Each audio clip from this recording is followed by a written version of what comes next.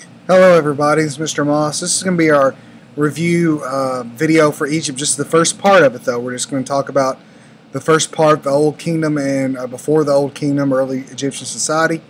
And then we'll have another video later about the Middle and the New Kingdom and some Egyptian achievements. So this is going to be just for the Old Kingdom today, and hopefully this will be good for a review. And like I said, we'll have the New and the Middle Kingdom later. And I hope everybody has a good day and enjoys it. As you can see here, Egypt is an important part of history. Notice that the pyramid and the Sphinx are two big things in the Egyptian culture. Here we have a map of Egypt, and notice that the parts of Upper and Lower Egypt are switched because the Nile flows upward. Here's the Nile Delta and the Nile River. Notice that the river there has green at the end of it because it's so fertile. Here's another picture of the Nile River. Of course, we know the importance of the Nile being the lifeblood of Egypt. Here they are. They used it for things like irrigation systems. Of course, they need it for the crops. Two seasons during Egyptian time: the flood season of the Nile and the non-flood season. Here's the Nile Delta. Notice that it's very fertile in the Nile Delta. Of course, the delta is something that a river that leads into a bigger body of water. There continues the Nile Delta area that is very important to the Egyptians and their culture.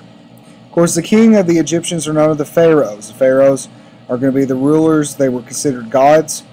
Some famous ones: Ramses, Tutankhamun, Hatshepsut. They wore different crowns at different times. This is a traditional Egyptian crown. And there's another picture of a pharaoh here with one of their Egyptian crowns on.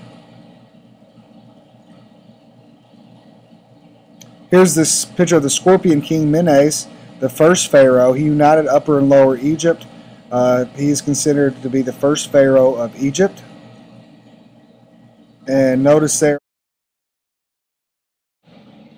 Here's another picture of Menes. As you can see, he's very important to Egyptian culture as the first pharaoh and the Scorpion King. Now what he did is he unified both crowns. As you can see there, there's the red crown and the white crown are two different crowns used by the Egyptian king, and when he united them, they went together. Now let's start talking about the Old Kingdom. That's the first part of Egyptian history. Of course, the Old Kingdom is the earliest one. If you look at the map here, the Old Kingdom was mostly part of the Lower Egypt. Now remember that Egypt is flip-flop because the Nile River flows upwards. Here's King Khufu, probably the most famous of the Old Kingdom pharaohs. He built many monuments, and he's very famous for things like, here's another picture of Khufu in one of his monuments. And of course, like I said, the pyramid that he built was the pyramid at Giza, probably the most famous of the pyramids, the largest.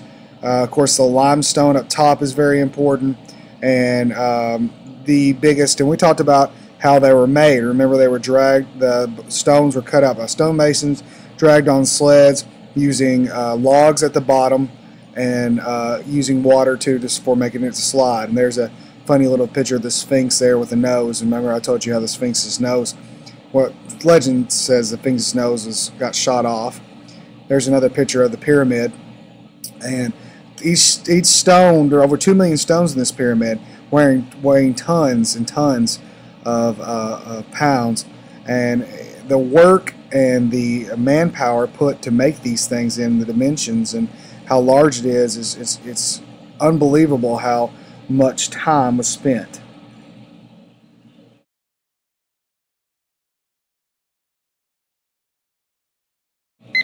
Here's a picture that I got. It's actually somebody walking up through one of the chambers in the Great Pyramid. You can take tours of that today. Here's actually the tomb of Khufu. Now this is pretty interesting because Khufu stuff has been looted over time by robbers. Now here's some hieroglyphics. That's going to be the language of the Egyptians, the hieroglyphs they used to represent certain words and symbols and pictures. Here's going to be some more hieroglyphics. They did a lot of religious information and stories through the hieroglyphics. You need to know that for your test. Now we learned how to read hieroglyphics through a artifact called the Rosetta Stone. Now, the Rosetta Stone had partly Greek and hieroglyphics on it. We could read the Greek and we translated the hieroglyphics and Greeks together. Here's an obelisk. That is another advancement of the Egyptians. The four-sided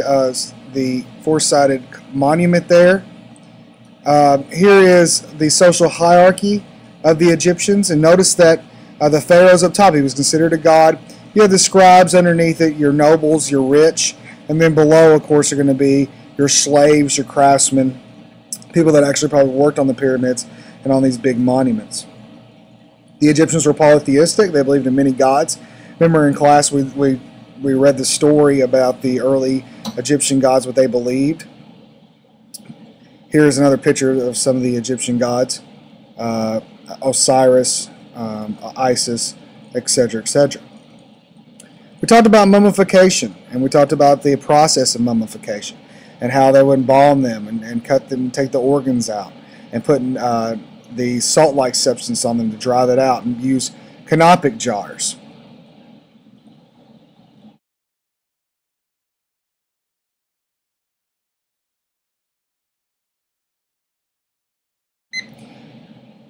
Here is some more pictures about the embalming process. This is a ritual called opening the mouth for the person to go in the afterlife. Here's the mummy in their sarcophagus. Remember, that's the outside of the actual tomb. Very decorated, very elaborate. Here are the canopic jars I was talking about, where they put the organs. We talked about those in class, what they meant. That's very important for the Egyptians. And here's an actual mummy, and notice the linen strips, and actually the process of doing this is very precise, very unique, and of course they used the Book of Dead that would read that as they would go. Here is a talk about the Middle Kingdom. Of course, the Middle Kingdom is known really for one big thing that we talked about in class. That is going to be the rule of the foreign invaders, the Hyksos. Now the Hyksos, we're not 100% sure where they came from, possibly Mesopotamia, but they ruled Egypt for 250 years. Okay, we know that, and that made the Middle Kingdom. Okay, nice job. Yeah, we'll do the New Kingdom on one of these next time. I hope this helped.